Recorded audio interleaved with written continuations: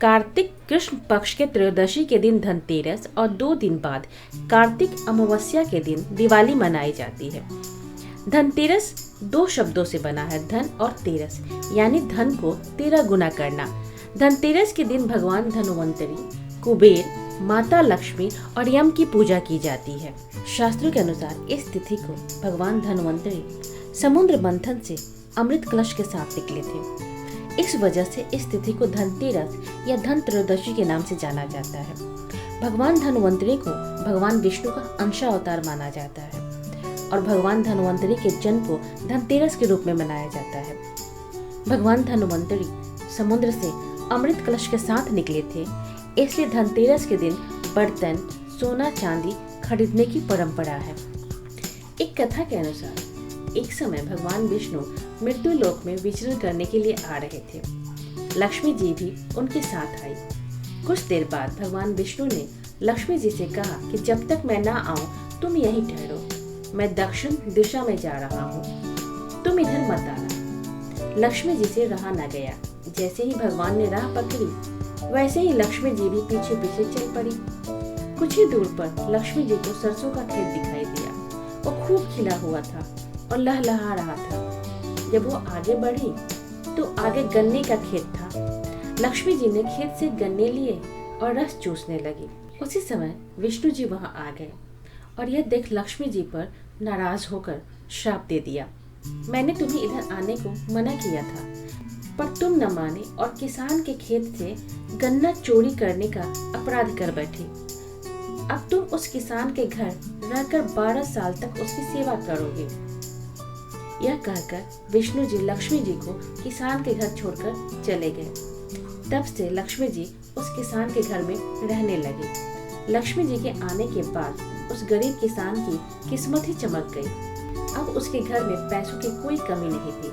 अब किसान सब परिवार बहुत खुश रहने लगा। ऐसे ही खुशी खुशी 12 साल बीत गए। अब लक्ष्मी जी के जाने का समय आ गया। जब भगवान विष्णु जी लक्ष्मी जी को लेने आए तो किसान ने उन्हें भेजने से मना कर दिया। लक्ष्मी जी भी किसान की मर्जी के बिना वहां से जाना नहीं चाहते थे। जिस दिन विष्णु जी लक्ष्मी जी को लेने आए थे उस दिन वारुणी पर्व था। भगवान विष्णु ने किसान को वारुणी पर्व का महत्व समझाते हुए कहा कि तुम अपने परिवार के साथ जाओ और गंगा में स्नान करके आओ। जब तक तुम नहीं लौटोगे तब तक मैं लक्ष्मी को लेकर नहीं जाऊंगा। लक्ष्मी जी ने किसान को 4 कौड़ियां गंगा में डालने को दिया। किसान ने वैसा ही किया। वह सपरिवार गंगा स्नान करने चला गया। स्नान के बाद जैसे ही उसने गंगा में कौड़ियां डाली वैसे ही 4 हाथ गंगा में से निकले और कौड़ियां ले लिए। तब किसान को आश्चर्य हुआ कि वह तो कोई देवी है।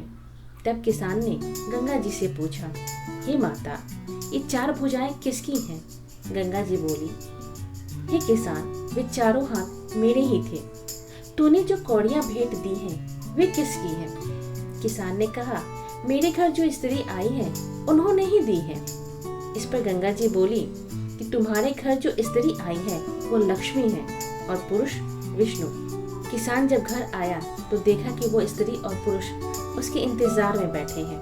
किसान ने कहा, मैं सब जान गया हूँ, मैं लक्ष्मी जी को नहीं जाने दूंगा। तब भगवान विष्णु ने किसान से कहा कि इन्हें कौन जाने देता है, पर ये तो चंचला है, कहीं ठहरती ही नहीं। इनको बड़े बड़े नहीं रोक सके। इनको मेरा श्राप था। अब 12 साल का सेवा का समय पूरा हो चुका है। इनको मेरे साथ जाना ही होगा। किसान हठपूर्वक बोला कि नहीं, अब मैं लक्ष्मी जी को नहीं जाने दूंगा। तब लक्ष्मी जी ने कहा कि हे किसान, तुम मुझे रोकना चाहते हो तो जैसा मैं कहूँ वैसा करो। कल तेरस है, तुम अपना घर साफ सुथरा करके रात्रि में घी का दीपक जलाकर रखना और शाम में मेरी पूजा करना और एक तांबे के कलश में रुपया भरकर मेरे लिए रखना। मैं उस कलश में निवास करूंगी। पूजा के समय मैं तुम्हें दिखाई नहीं दूंगी, लेकिन इस एक दिन की पूजा करने से मैं साल भर तुम्हारे घर से नहीं जाऊंगी। यह कहकर लक्ष्मी जी दीपकों के प्रकाश के साथ 10 दिशाओं में फैल गई। अगले दिन किसान ने वैसा ही किया जैसा लक्ष्मी जी ने कहा था और तब से हर साल धनतेरस के दिन माँ लक्ष्मी की पूजा की जाने लगी।